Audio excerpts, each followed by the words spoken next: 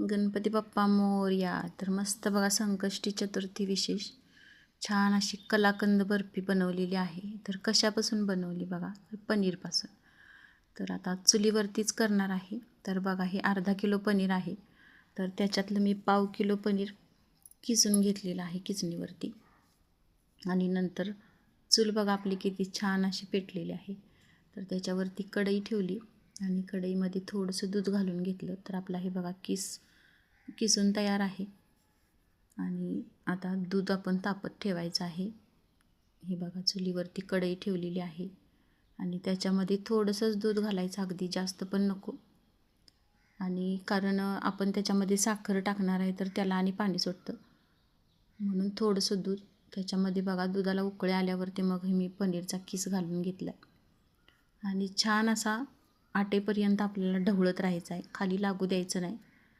तर हे बघा आपलं लाकडी उलतानच घेतलेलं आहे मी, तर त्यानं सोपं जातं हलवायला.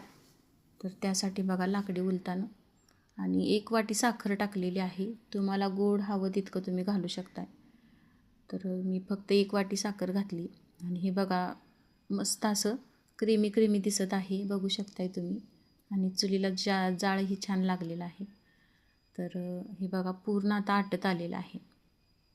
पूर्णपणे असं आटवून घ्यायचं आणि घट्ट असा गोळा व्हायला तयार होतं. आणि नंतर बघा त्याच्यामध्ये वेलची पावडर घातलेली आहे.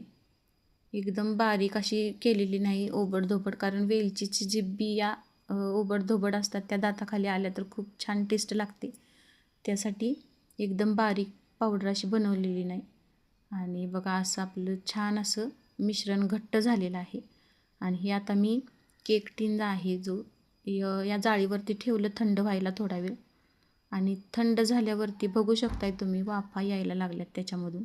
आणि आता हे थंड झाल्यावरती हे केक टिन आहे तर त्याच्यामध्ये घालून घेतलं आणि सेट व्हायला ठेवलं. तर सेट झाल्यावरती बघा मस्त अशा वड्या निघलेल्या आहेत, त्याच्यामध्येच कट करून घेतल्या आणि खूप छान टेस्टी अशा वड्या झाल्या. तर तुम्हाला आवडल्या का नक्की कमेंटमध्ये सांगा. व्हिडिओ स्किप न करता पहा, लाईक शेअर सबस्क्राईब करा. आणि व्हिडिओ आवडला का नक्की कमेंटमध्ये सांगा. आणि तुम्ही अशी केली आहे का बर्फी हेही कमेंटमध्ये सांगा. तर या सर्वजण बर्फी खायला.